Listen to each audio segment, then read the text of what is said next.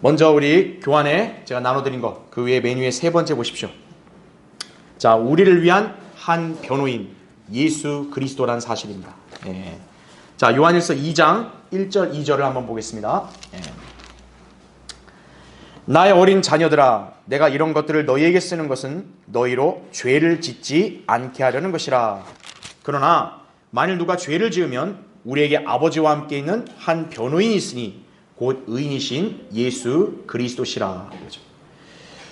그는 우리의 죄들을 위한 화목제물이시니 우리뿐만 아니라 온 세상의 죄들을 위한 것이니라. 말씀을 이렇게 하고 있습니다.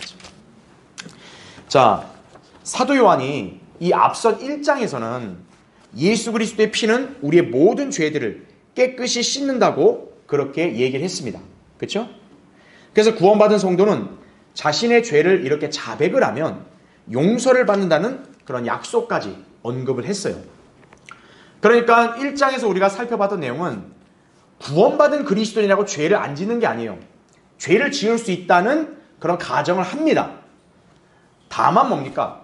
그 죄를 자백하면 용서를 받는다는 약속이 우리에게 주어진 것이죠.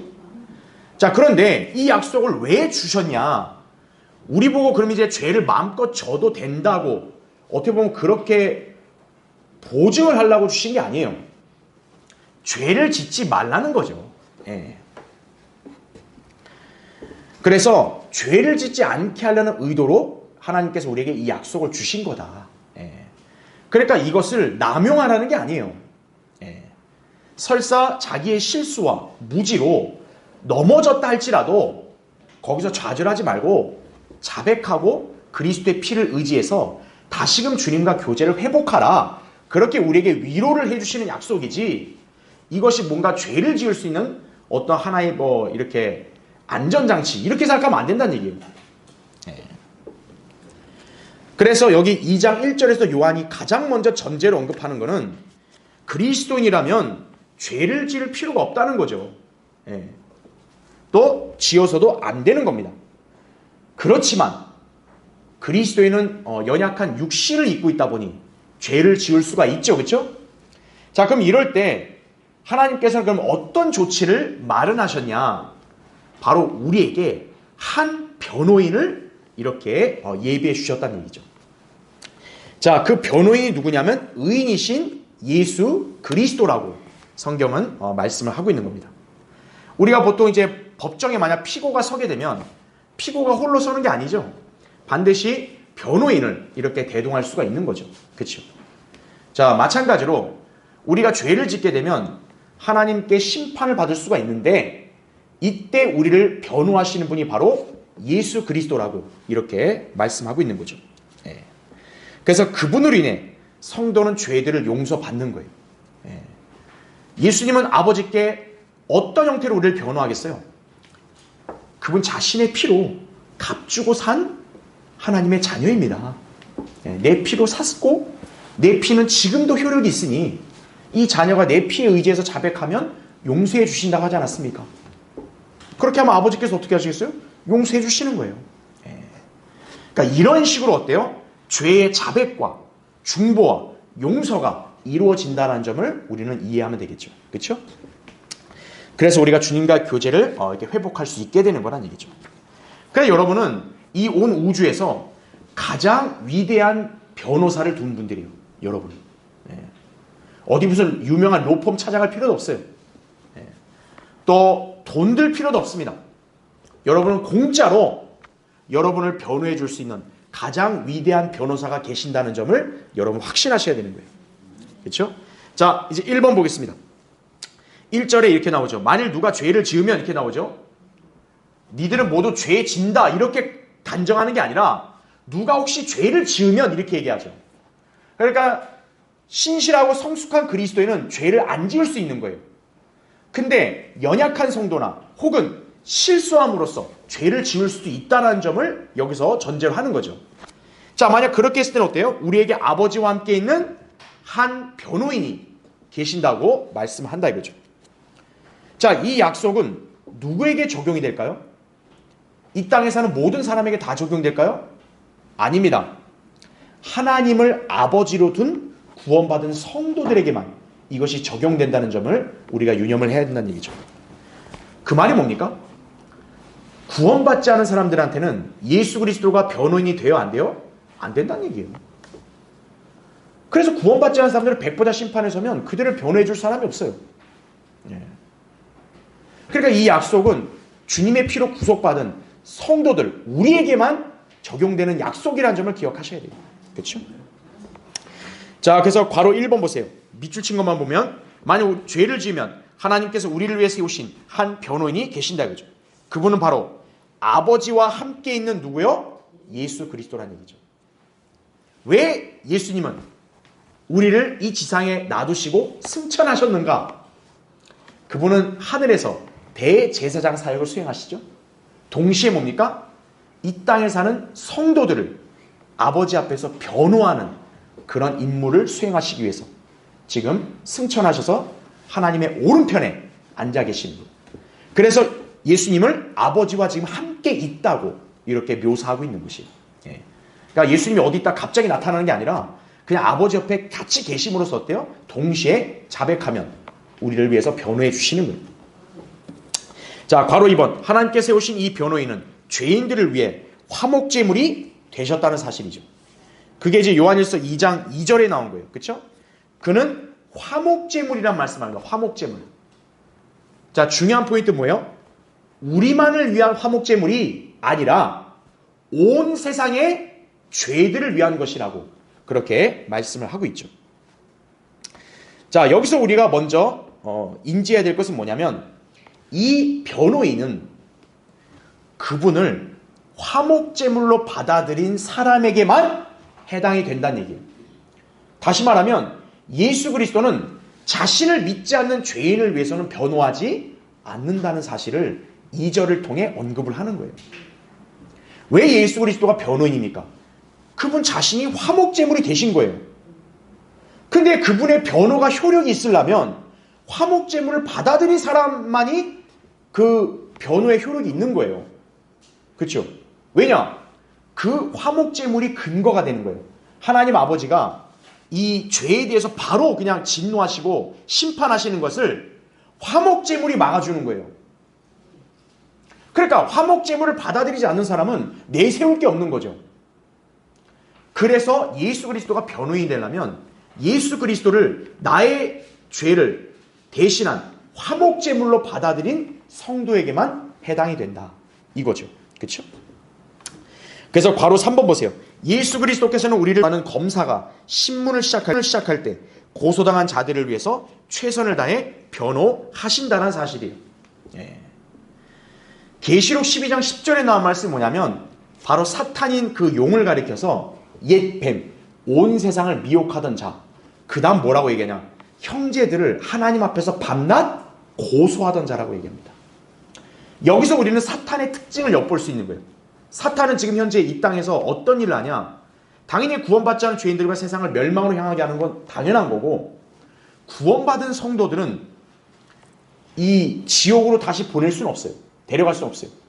그러니까 사탄이 할 수 있는 건 뭐냐면 그 성도가 이 땅에서 짓는 죄들, 이 죄들을 빨리 하나님 앞에 가서 기소하는 거예요. 하나님, 빨리 저 벌 주세요. 저 아무에게 빨리 죄 졌고, 하나님은 공의롭고 거룩한 분 아니에요. 빨리 저 벌 주세요. 이런 식으로 기소하는 거죠. 그러니까 여러분이 자백을 안 하면 어떻게 돼요? 하나님은 공의로운 재판장이시기 때문에 그 기소를 받아들일 수밖에 없는 거예요. 그러니까 여러분이 죄를 자백 안 하고 육신적으로 살고 고집 부리고 세상 지향적으로 살면요, 사탄이 여러분을 딱 꼬투리를 잡아서 바로 재판장이신 아버지께 가는 거예요. 기소! 누구 막 저렇게 죄 짓고 하나님 두려워하지도 않고 저렇게 하죠? 하나님은 가만히 계실 겁니까? 아버지 하나님은 징계해야 되는 거예요. 심판하고. 그러니까 여러분이 하나님을 두려움으로 딱 자백하죠. 변호인이 바로 옆에서 탁 나서시는 거예요. 아, 아버지, 저 자녀는 나의 피에 그 의지해서 자백을 했습니다. 용서해 주십시오. 그럼 어떤 거예요? 하나님 아버지는 사탄의 기소를 딱 기각시키는 거예요. 기각! 가! 여러분은 그런 위대한 변호인을 두셨다는 사실을 늘 감사하셔야 돼요. 네. 자, 이 변호인을 지금 신약 교회 시대 성도들은 두고 있지만 구약 시대는 어떨까요? 구약 시대는 변호인이 있었을까요? 없었어요. 네. 왜냐? 예수님께서 그들을 위한 화목제물이 구약 시대는 아직 되시지 않았기 때문에 그런 거예요. 지금 요한일서 2장 1절 2절을 근거해서 본다면 예수 그리스도가 변호사로서 활동을 하려면 자신이 화목제물로 드려진 이후부터예요. 그러니까 화목제물로 드려지기 전까지는 예수 그리스도가 변호사 역할을 할 수 없는 거죠. 그렇죠? 그래서 괄호 4번 보세요. 그래서 욥, 정말 어떻게 보면 참 가장 억울하다고 여길 수 있는 또 그런 인물이 욥 아니겠어요? 그렇죠? 욥이 사탄의 기질로 고난을 당했는데 그 욥이 이렇게 탄식을 했던 거죠. 우리 사이에 뭐가 없다 그래요? 중재인도 없으니 우리 둘의 손을 얹을 자도 없도다. 욥기 9장 33절에 이렇게 탄식을 했던 거죠. 예. 그러니까 어찌 보면 욥보다 우리는 훨씬 더 유리하고 좋은 환경이 있는 거예요.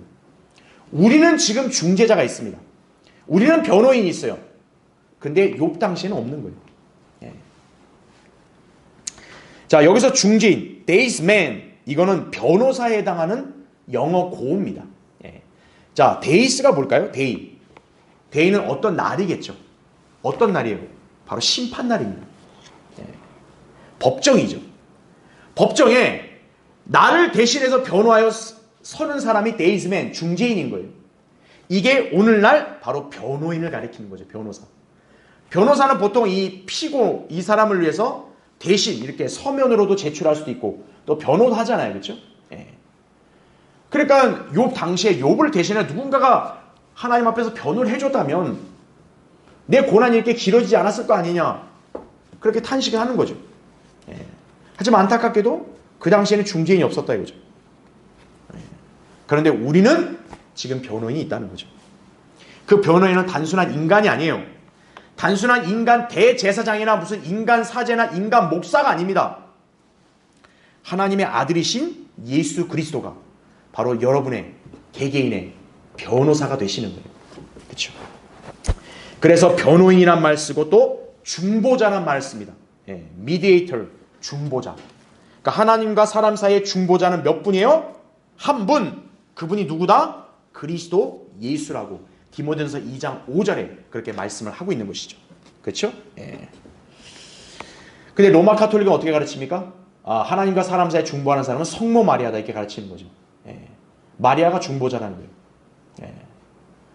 그러니까 제정신이 아닌 거예요. 예. 그러니까 거기에 있는 무지한 사람들은 비참하게도 제정신이 아닌 상태로 살아야 되는 거예요. 예. 성경은 분명히 여기 언급되어 있잖아요. 하나님과 사람 사이의 중보자는 몇 분? 한 분. 사람이신 그리스도 예수라고 말씀했다. 그죠? 예. 여러분은 성모한테 가는 거 아니에요. 여러분은 목사한테 달려가는 거 아닙니다. 목사님, 내 죄를 용서해달라고. 그런 권한이 없어요. 여러분은 예수 그리스도의 피에 의지해서 아버지께 가서 자백을 하는 거예요. 그럼 용서해 주신다는 얘기죠. 그렇죠? 자, 2번 보세요.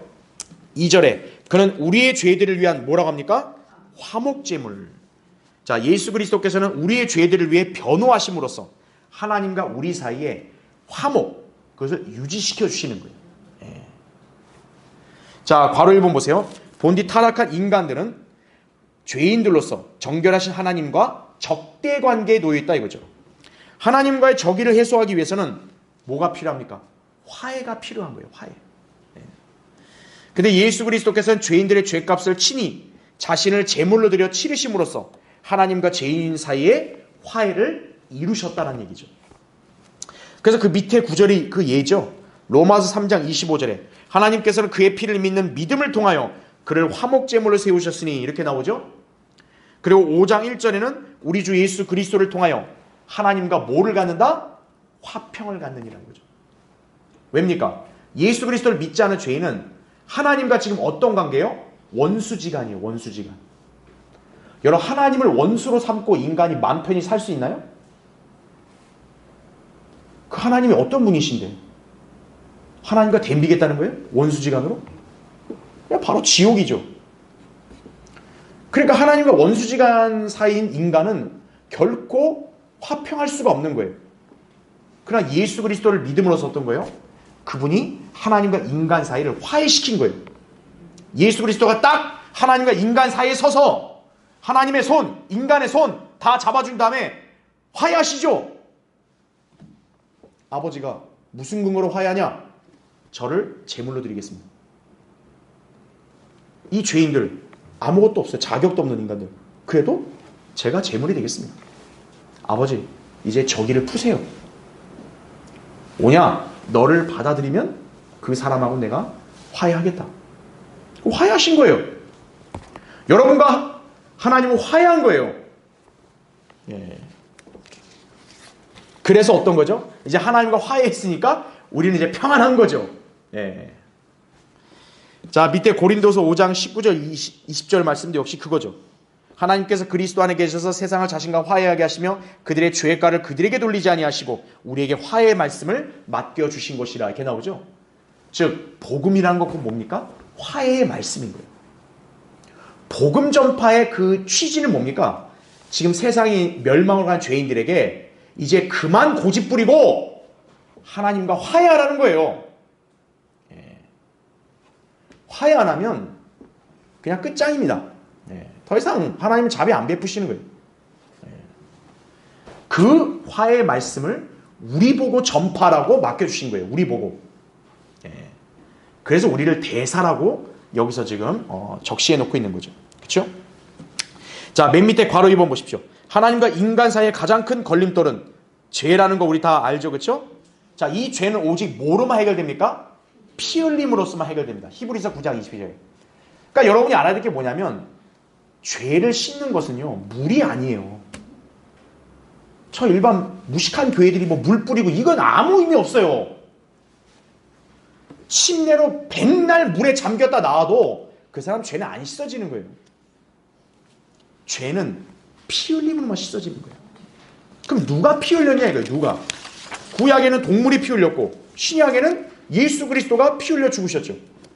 그분의 피는 하나님의 피니까 어때요? 완전한 구속을 이룬 거죠.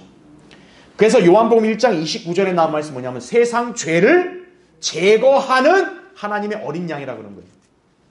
개역성경은 세상 죄를 지고 가는 하나님 어린 양인 거예요. 예. 그게 왜 심각한 변개냐면 신약의 완전한 구속을 가린 거예요. 그게.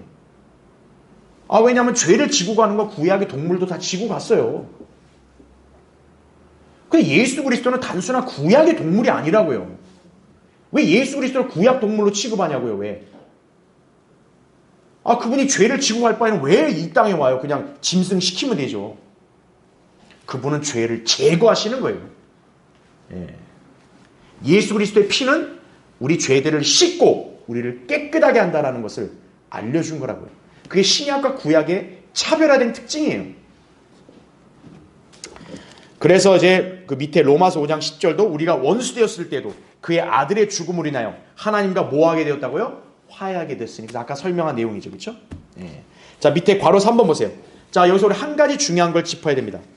예수 그리스도께서는 단순히 우리뿐만 아니라 온 세상의 죄들을 위한 화목제물이 되신다는 사실을 주목을 해야 됩니다. 예. 자, 여기서 걸려 넘어지는 사람들이 누구냐? 바로 칼빈주의자들이죠. 칼빈주의자들은 예수님의 십자가의 구속을 뭐라 가르치냐? 제한된 속죄. 즉 인류의 모든 죄가 아니라 하나님께서 영원전에 택한 사람들의 죄만을 위해서 십자가에서 피 흘려 죽으셨다 이거죠. 예. 그것이 말도 안 되는 그런 난센스라는 것을 여기서 입증해 주는 거예요. 자, 분명히 말씀하시죠. 예수님은 우리 성도들의 죄들만이 아니라 온 세상의 죄들을 위해서 자신을 화목제물로 드렸다는 얘기죠. 그래서 그 밑에 디모데전서 2장 6절에 나온 말씀 뭡니까? 그가 누구를 위해서 자신을 몸값으로 내어주셨다고 나왔어요? 모든 사람 아니에요. 모든 사람. 더 이상 무슨 단어가 필요하나요? 그런데도 이 고집스러운 칼빈주의자들은 여기 모든 사람은 택함 받은 모든 사람이란 뜻이라는 거예요. 한번 이 똥꼬집을 부리면요, 이거 도저히 이건 아주 깰 수가 없어요. 예. 그러니까 하나님은 어떻게 한 거예요? 무지한 사람은 무지하게 내버려 두라는 겁니다. 이게 우리 글자로 딱 그냥 나왔잖아요. 확연하게 모든 사람을 위해서. 그러면 차이가 뭡니까? 그거를 받아들이냐 안 받아들이냐에 따라서 적용이 되냐 안 되냐가 결정되는 거죠. 근데 그게 아니라 뭡니까? 택함 받은 사람만 위한 거니까 택함 받은 사람은 알아서 믿게 된다는 거예요. 알아서. 그럼 택함 받지 못한 사람은 못해요? 비참한 거죠. 믿고 싶어도 못 믿는 거예요. 왜? 하나님이 안 택했어요. 그러니까 이 사람은 구원도 못 받고 그냥 평생 저렇게 자기 멋대로 살아야 된다는 거예요. 아니 하나님이 그런 하나님이 어디 계세요? 그렇죠? 그런 하나님이 자비로우시고 은혜로우세요? 정말 말도 안 되는 소리죠. 베드로서 3장 9절이 뭡니까? 왜 이 땅의 종말이 아직 안 오느냐? 아무도 멸망하지 않고 회개에 이르게 하려 하심이라 이거죠. 그럼 이거 갖고 또 어떻게 해석할 거예요? 택함 받은 자들이 회개할 때까지라는 거예요? 아니죠. 택함 받은 자를 기다릴 필요 없어요. 알아서 믿을 텐데. 아무도 멸망하지 않고요. 아무도. 하나님의 심정은 뭐냐? 우리 인간하고 달라요. 인간은 꼴 보기 싫은 인간들 빨리 지옥 갔으면 좋겠죠. 인간의 본성이 그렇잖아요. 그럼 하나님은 그렇지 않아요. 하나님은 그분을 대적한 죄인조차도 회개하면 받아주시는 분이에요. 대표적으로 사도 바울 아니에요. 사도 바울은 신약 그리스도인들을 잡아서 죽음에 넘겨준 사람이에요. 그 당시 사회에서는 바울은 때려 죽여야 될 인간이에요. 교회들 사이에서는. 그런데 그런 바울을 하나님 어떤 거예요? 구원해 주실 뿐만 아니라 2000년 교회에서 가장 위대한 인물을 쓰셨죠. 그거 어떻게 설명할 건가요? 여러분 그거 갖고 하나님 앞에 따지실 거예요? 하나님은 너무 불공평하세요. 하나님 어떻게 저런 인간을 가장 크게 쓰세요? 여러분 하나님하고 계산하실 거예요? 아니잖아요. 그게 바로 하나님의 뜻이라는 점 아셔야 됩니다. 우리 인간의 알량한 이성과 상식으로 하나님의 뜻을 판단하려고 하지 마세요. 우리는 하나님의 뜻에 순종하는 사람이지 우린 판단하는 사람이 아니에요. 자, 여기서 우리는 바로 예수 그리스도가 믿는 사람에게는 위대한 변호인이에요. 믿지 않는 사람들에게는 아직까지는 화목제물이 되신다는 사실 우리는 배울 수가 있습니다. 자, 이번에 네 번째, 예수 그리스도께서 주신 참된 새 계명입니다. 자, 2장 4절부터 11절 나온 말씀인데 일단 우리 교환을 보세요. 요한일서에는 교리적으로 환란 시대에 적용되는 교리들이 기록되어 있어요. 환란 시대의 구원은 자, 뭐가 요구됩니까? 행위가 요구되는 거예요. 그래서 요한일서에는 행함을 계속 강조하는 거예요. 행함. 근데 그 행위가 뭐냐면 요한일서에서는 형제 사랑으로 이렇게 지칭을 하고 있는 거예요. 그럼 여기서 형제는 누구를 가리킬까요? 유대인들입니다. 하나님은 저 구원받지 않은 이방 민족을 형제라고 부른 적이 없어요. 형제는 이스라엘 민족 안에서만 해당이 되는 거예요. 그러니까 여기서도 요한일서가 왜 제가 지난 시간에 이게 환란시대 교리서라고 제가 이렇게 말씀드린 것은 교리적으로 환란시대 성도들이 구원을 받으려면 바로 이런 실제적인 행위를 해야 된다는 사실을 이렇게 가르쳐주고 있는 거예요. 그 실제 행위가 뭐냐? 형제 사랑이죠. 특히 여러분이 이제 요한일서 2장 3장을 읽어보면 형제 사랑을 입으로만 떠벌리는 건 아무 의미가 없어요. 아주 구체적으로 얘기합니다. 형제 사랑. 이거와 연결되는 게 뭡니까? 야고보서죠. 야고보서 우리 저번에 배웠을 때도 2장이 뭡니까? 형제가 헐벗고 있는데 아이고 불쌍하다.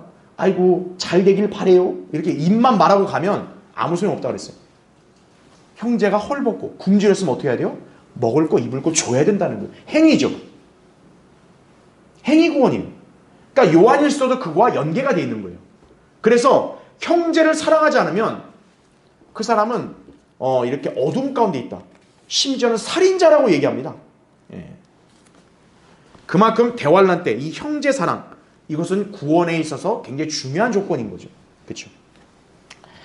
그래서 형제 사랑을 실천함으로 의롭게 될 수 있다는 거예요. 요한일서에서는. 그걸 가르치고 있는 거고요. 그래서 그 계명을 행하라고 명령하는 거예요. 행하는 사람이 의롭게 된다고 얘기하는 거예요. 예. 환란교리죠. 자, 그러면 그렇다 해서 우리가 이걸 아예 무시하냐? 그렇지 않습니다. 제가 요한일서의 성격을 지난번에 설명드렸죠. 요한일서는 환란시대 성도들에게는 구원에 관한 교리겠지만 신약 성도들에게는 영적인 교훈, 그렇죠? 그리고 주님과의 교제를 위해서 우리는 또 지켜야 된다는 얘기예요. 예. 그러니까 우리의 구원을 잃어버리게 하는 건 아니지만 여러분이 형제 사랑을 실천 안 한다. 그럼 여러분은 하나님과 교제 가운데 있지를 않는 거예요. 예.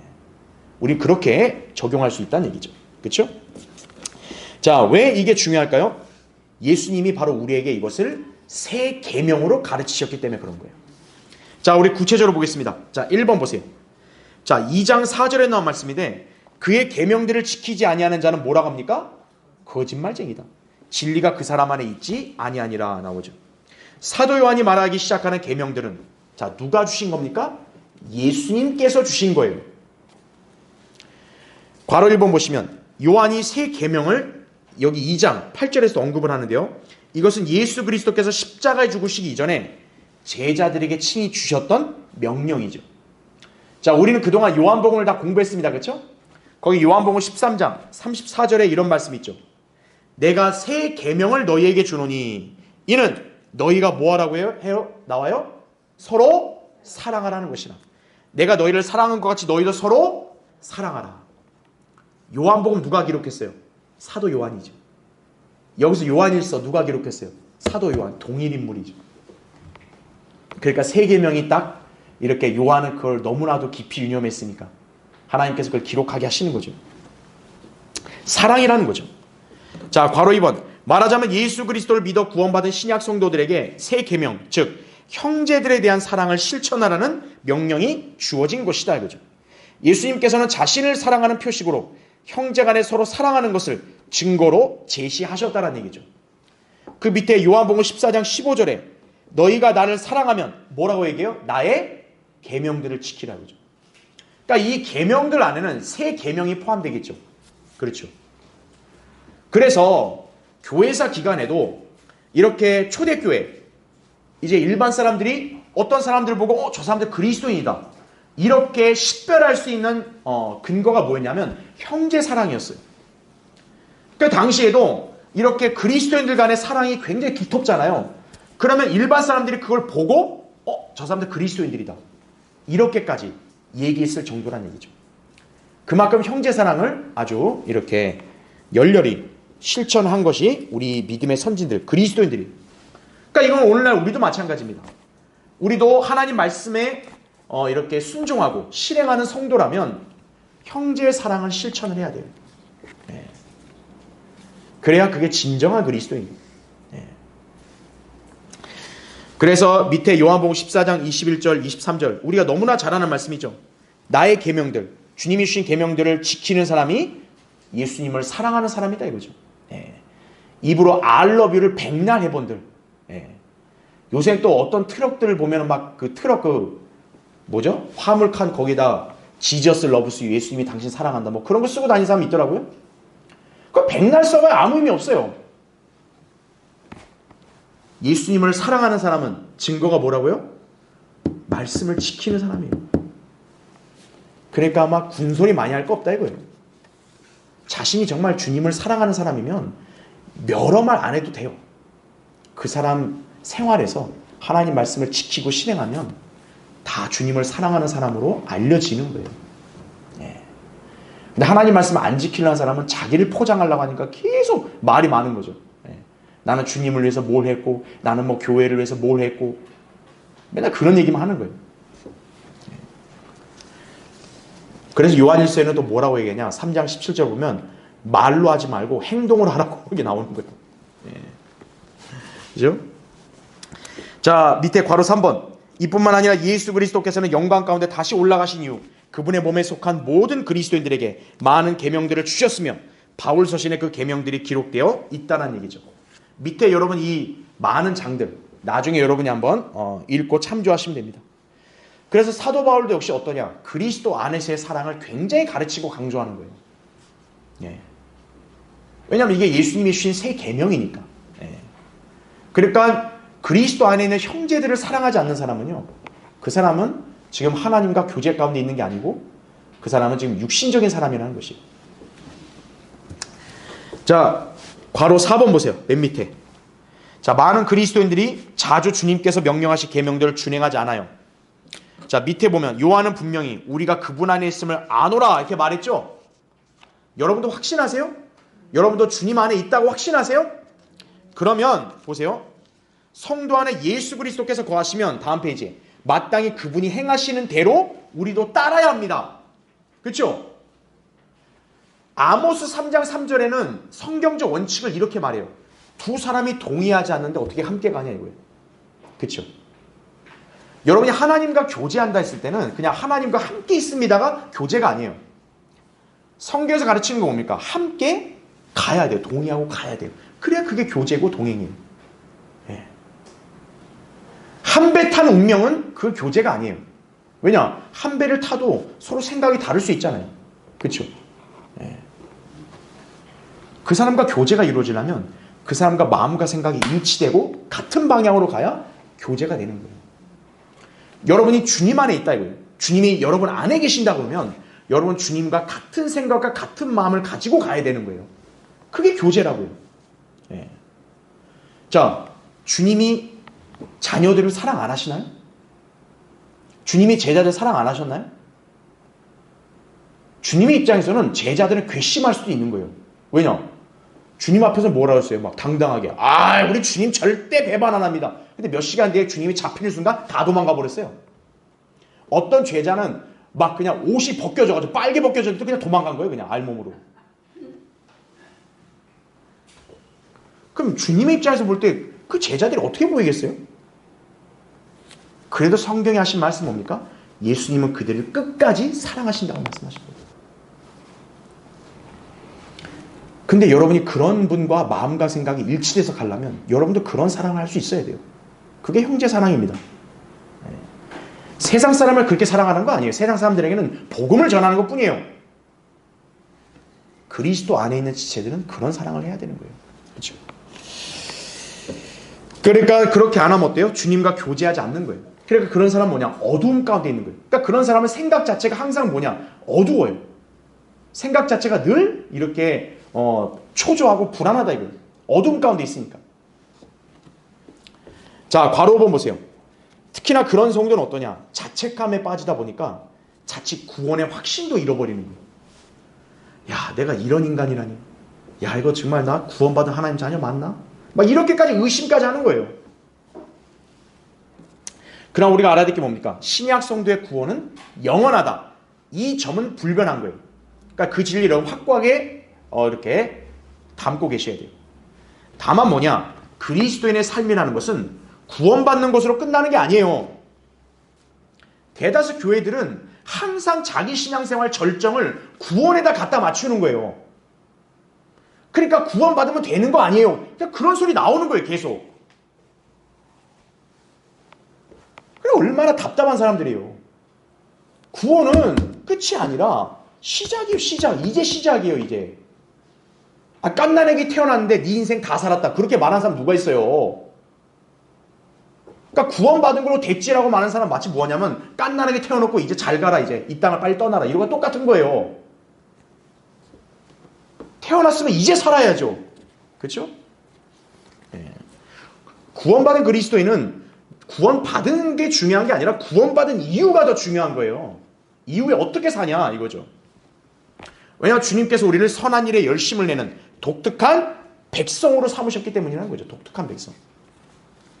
디도서 2장 14절에 나온 대로 주님이 우리 죄악을 구속하신 것뿐만 아니라 너희들은 선한 일을 앞으로 열심히 하고 살아라 이거예요.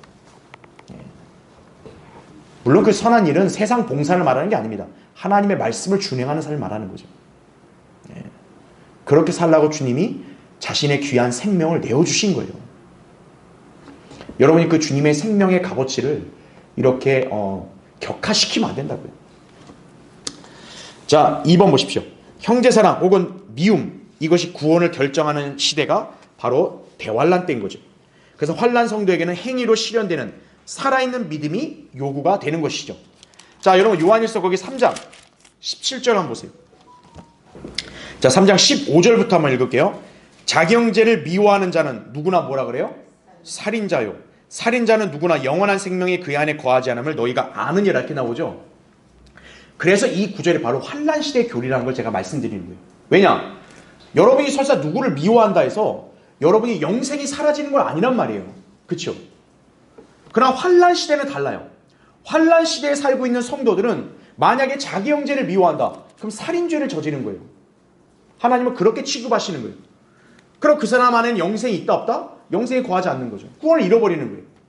그렇게 여러분이 성경을 나누어서 적용해야 되는 거예요. 자, 16절. 이로써 우리가 하나님의 사랑을 아노니 이는 그분이 우리를 위하여 자신의 생명을 내어놓으셨습니다. 따라서 우리도 형제들을 위하여 우리의 생명을 내어놓는 것이 마땅하도다. 이렇게 말씀을 하고 있는 것이죠. 그렇죠? 예. 그래서 17절 보세요. 그래서 이 형제 사랑을 참 주님은 자상하게도 설명하세요. 누가 세상의 재물을 가졌는데 자기 형제의 궁핍한 것을 알면서도 그를 동정하는 마음을 닫으면 어찌 하나님의 사랑이 그 안에 거하겠느냐? 나의 어린 자녀들아, 우리가 말이나 혀로 하지 말고 사랑하지 말고 뭐라 그래요? 행동과 진리로 하자 이거죠. 말로 I love you 막 수백 번 그런 거 하지 말고 행동과 진리로 하라는 거예요. 특히나 왜 이것이 교리적으로 환난 시대에 적용되는지는 17절이 그 근거가 돼요. 왜냐? 재물이 있는데 형제의 궁핍한 걸 안 도와줬다 그러잖아요. 대환란 때는 어때요? 제가 야고보서 강의할 때 말씀드렸죠. 적그리스도의 편에 서지 않은 환난 성도들은 당연히 궁핍할 수밖에 없습니다. 그런 성도를 외면해버리고 안 도와주면 그 사람은 형제를 사랑하지 않는 거란 얘기예요. 그럼 뭐예요? 영생이 없다는 거죠, 여기서. 그래서 바로 이게 환난 시대의 교리라는 것을 우리가 알 수 있는 거예요. 예. 그러니까 17절은 딱 대환란 때 분위기를 우리에게 풍겨주는 거죠. 아, 대환란 때는 성도는 가난해질 수밖에 없어요. 그렇죠? 적그리스도의 표를 안 받으니까. 그럼 그 가난한 사람은 어떻게 해야 돼요? 누가 혹시나 자기가 여유가 있으면 도와줘야지 그 사람은 그 행위로 이렇게 형제 사랑을 실천해서 구원을 받는 거라는 얘기죠. 자, 교리적으로 그렇지만 영적으로는 우리에게 마찬가지예요. 우리도 어때요? 여기 나온 대로 말이나 혀로만 하는 게 아니라 행동과 진리로 해야만 그게 진정한 살아있는 믿음이에요. 예. 그러니까 여러분이 구원받은 건 믿음으로 말미암아 은혜로 받았습니다. 그렇죠? 그러나 여러분 이후의 신앙생활은 여러분이 100마디의 말이 아니라 딱 이렇게 행동으로 이렇게 실천하고 순종하는 그런 자세로 입증하면 되는 것이에요. 그렇죠? 자, 그래서 그 밑에 예시구절은 여러분이 참조하시면 됩니다. 그래서 이 교리는 환난 시대 유대인들에게만 해당되지 않고 사실 이방인들도 여기에 적용이 되는 거예요. 왜냐하면 형제라 했을 때는 예수님의 형제들이 유대인 아니겠어요? 그러니까 이방인들의 입장에서는 예수님의 형제인 유대인들을 잘 해줘야 그 행위로 이렇게 구원받고 왕국에 동참할 수 있는 거예요.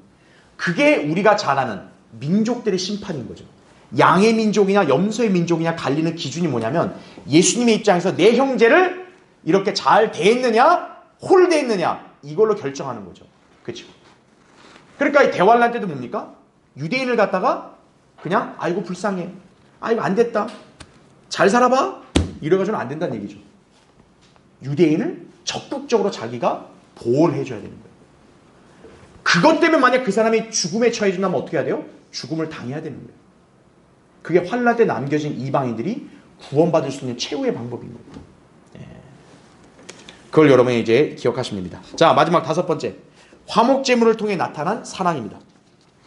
자, 4장 9절 10절인데 자, 우리는 너무나 우리에게 은혜가 되는 말씀이니까 한번 읽어보죠. 거기 4장 8절부터 10절 보겠습니다. 사랑하지 아니하는 자는 하나님을 알지 못하나니. 우리 너무나 많이 익숙하게 들어서 알고 있죠. 하나님은 뭐라고요? 사랑이시기 때문이라. 다 이 한 표현만 딱 끄집어 와가지고 그냥 다 교회들이 써먹고 있는 거예요. 하나님은 사랑이시라. 하나님은 사랑이시라. 그런데 그 하나님의 사랑이 무엇인지가 나와요. 9절 보세요. 우리를 향한 하나님의 사랑이 이렇게 나타났으니 곧 하나님께서 그의 독생자를 세상에 보내신 것은 우리로 그를 통하여 살게 하려 하심이라. 여기에 사랑이 있으니 우리가 하나님을 사랑한 것이 아니요 그분이 우리를 사랑하시고 그의 아들을 우리 죄들을 위하여 화목제물로 보내신 것이라. 이렇게 말씀하고 있는 거죠. 이게 인류 역사에 나타난 가장 위대한 하나님의 사랑이에요. 자, 교환을 보세요. 성경에서 최초로 언급된 사랑이 뭡니까? 부성의 아들을 향한 아버지의 사랑입니다. 바로 아브라함과 이삭이죠. 창세기 22장의 모리아 사건, 그게 바로 갈보리 십자가 사건의 모형인 거죠. 네. 아들을 향한 아버지 하나님의 사랑이에요. 네. 하나님은 어떤 사랑을 가장 드높였냐? 바로 그 사랑을 드높인 거예요. 세상은 어때요? 모성애를 가장 드높이죠. 물론 모성애 대단합니다. 그러나 하나님께서 가장 지켜세운 위대한 사랑은 아들을 향한 아버지의 사랑이에요. 왜냐하면 그게 바로 하나님 아버지가 나타난 사랑이기 때문에 그런 거죠. 자, 사랑이란 자고로 뭡니까? 주는 겁니다. 받는 게 사랑이 아니에요. 주는 겁니다. 아버지는 아들에게 좋은 것을, 아니 모든 걸 준다 이거죠. 만약 가능하다면 죽게 된 아들에게 그 목숨까지 양도하고자 하는 게 아버지의 마음이죠. 바로 사무엘하 18장에 나온 게 뭐냐면 다윗과 압살롬이거든요. 압살롬이 반역이 일으켜 자기 아버지를 죽이려 했단 말이에요, 다윗을. 그런데 다윗은 어떤 거예요? 압살롬 죽이지 마라. 살려두라 그러죠. 그래서 요압이 그냥 죽여버렸잖아요. 그랬더니 다윗이 어떤 거예요? 막 대성통곡을 합니다. 차라리 너 대신 내가 죽었어야 된다고. 네.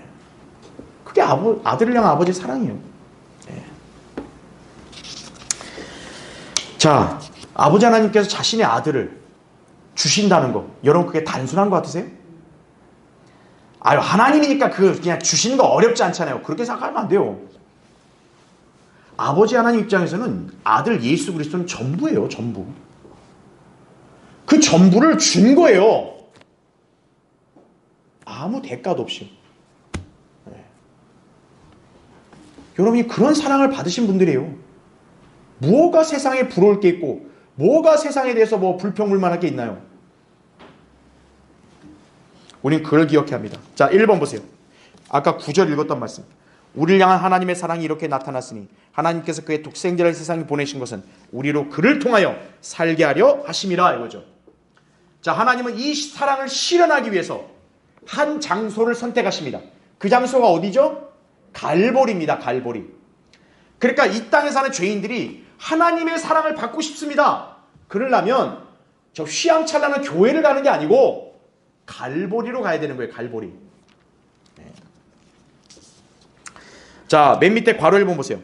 하나님께서는 세상의 기초를 놓으시기 전에 그분의 사랑 안에서 이룩하실 한 가지 계획이 있으셨다 이거죠. 그분께서 장차 흙에 호흡을 불어넣으심으로써 창조하신 인류라는 피조물들이 그분 앞에 거룩하고 흠없게 되도록 하여 양자로서 영원히 받아들이겠다는 것이었다 이거죠. 이게 에베소 1장 4절부터 6절에 나온 말씀입니다. 예. 그러니까 우리가 이 하나님의 깊으신 생각을 감히 헤아릴 수 없는 게, 하나님은 어떤 거냐? 모든 걸 아시잖아요. 그래서 하나님은 이미 세상의 기초를 놓기 전에 자신의 아들을 인류의 죄를 위한 화목제물로 삼으시고 그 아들을 믿는 사람을 그리스도 안으로 들이긴 다음에 택하시겠다고 하나님은 이미 생각을 갖고 계셨다는 거예요. 그걸 예정하신 거예요. 그게 예정이지 개개인을 뭐 영원전부터 너는 구원받을 사람, 너는 지옥 갈 사람, 이 예정이 아니에요. 그리스도 안이라는 표현이 중요하다는 얘기죠. 자, 다음 페이지죠. 자, 근데 문제가 생겼습니다. 문제가 뭡니까? 사탄의 반역으로 인해서 결국 뭐냐? 인간이 타락을 하게 된 거예요. 하나님이 인간을 지어서 이제 어떻게 하냐? 그리스도 안에서 딱 택하실 계획도 다 원래부터 갖고 계시지만 이제 사탄이 반역을 한 거죠. 근데 인간들이 어떤 거예요? 하나님의 편에 서는 게 아니라 사탄의 편에 서는 거예요, 다. 그래서 하나님은 공의로우시니까 어떤 거죠? 그들의 죄에 대해 심판하셔야 되는 거죠. 그들을 둘째 사망에 처하게 하시는 거죠. 그 지옥에 가는 거예요, 죄인들이. 예. 그래서 괄호 4번 보세요. 제가 밑줄을 쳐놨죠. 상황이 이처럼 이렇게 어렵게 흘러갈 것을 미리 알고 계셨던 하나님께서는 세상의 기초가 놓으시기 전에 이미 해법을 마련해 두신 거예요. 충격적이게도 공의가 요구하는 그 죽음이란 대가를 그분의 독생자의 혼을 속죄제물로 만듦으로써 처리하시겠다는 것이었다는 거죠. 그래서 이사야 53장 10절에는 예수 그리스도의 혼이 속죄제물이 됐다고 얘기를 하는 거죠. 예. 그래서 우리 죄를 그분이 처리하시기 위해서 그분의 혼이 지옥에 가신 거예요. 그래서 예. 왜 이거 외에는 방도가 없었을까요? 다른 피로는 안 돼요. 일단 동물의 피로는 죄들을 제거하는 게 불가능합니다. 그러자니 천사들을 시키려고 하니까 어때요? 천사들은 피가 있어 없어요? 피가 없어요. 영들이기 때문에. 인간의 죄값을 치르려면 육신을 입어야 됩니다. 근데 천사는 영들이잖아요. 그럼 누가 이 일을 하냐 이거예요. 아버지가 아들에게 말하고 아들이 순종하는 거예요. 그게 히브리서 1장에 나온 말씀인 거예요. 그래서 자, 그래서 이제 괄호 6번. 자, 밑줄을 쳐내죠. 따라서 아버지 하나님께서는 죄를 알지도 못하는 그분의 아들을 죽음에 내어주셔야 했다 이거죠. 이는 하나님께서 악한 죄인들을 구원하시기 원한 사랑에서 비롯된 것이라는 얘기죠. 우리가 너무나 익숙하게 잘 아는 말씀. 요한복음 3장 16절. 하나님께 세상을 이처럼 사랑하셔서 그의 독생자를 주셨으니 이는 그를 믿는 사람은 누구든지 멸망하지 않고 영생을 얻게 하려 하심이라.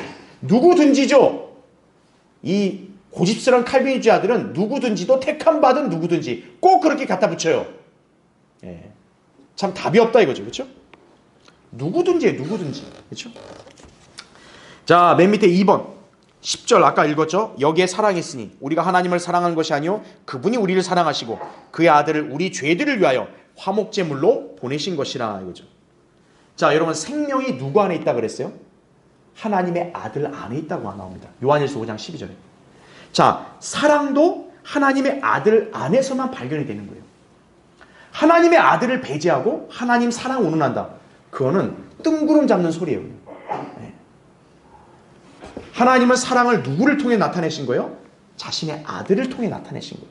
그게 로마서 5장 6절부터 8절에 나온 말씀이에요. 우리가 아직 죄인이었을 때 그리스도께서 우리를 위하여 죽으심으로써 하나님께서는 우리를 향한 그의 사랑을 나타내셨다 이거죠. 예수 그리스도가 안 죽으면 사랑이 안 나타나요. 예수 그리스도가 죽으셔서 사랑이 나타났어요. 그 다음은 뭡니까? 그 사랑을 받아들이려면 나를 위해 예수 그리스도가 죽으셨다는 사실을 받아들여야 된다는 얘기예요. 그거를 배제하고 사랑이니 뭐니 하나님은 사랑이십니다. 예수님은 당신을 사랑합니다. 그럼 백날 떠들어도 아무 의미 없어요. 허공에 치는 메아리예요 그냥. 자, 그래서 예수 그리스도가 하나님이 요구하는 죄값을 치르려면 조건이 뭡니까? 죄가 없어야 돼요. 그래서 예수님은 이 땅에서 33년간을 죄 없이 살아야 할 필요가 있었던 거예요. 왜냐? 그래야 자신이 죄 없다는 걸 입증할 수 있기 때문에. 그래서 예수 그리스도는 율법을 초월해서 태어나신 게 아니에요. 율법 아래서 태어나신 거예요. 왜? 율법의 요구를 완벽하게 충족을 해야 죄 없다는 걸 입증할 수 있는 거예요. 그래서 예수 그리스도는 무슨 특별한 대우를 받고 태어난 게 아니에요. 그분도 우리처럼 율법의 저주 아래 갇힌 채로 사신 거예요. 다만 차이점은 그분은 죄를 짓지 않으셨다는 얘기죠. 그래서 맨 밑에 괄호 3번. 예수님께서는 죄에 대한 대가를 몸값으로 치르셨죠. 예수님께서 치르신 대가가 거룩하고 두려우신 분의 요구와 조건을 만족시킨 거란 거죠. 그래서 그분이 뭐가 되셨다? 화목 제물이 되신 거라는 얘기죠. 바로 하나님은 세상의 기초가 놓이기 전에 이걸 계획하셨고 2000년 전에 갈보리에서 그것을 실현하셨다는 얘기죠. 여러분은 그 사실을 믿으신 분들이죠? 하나님의 사랑을 받으신 분들이라는 점을 꼭 기억하셔야 됩니다.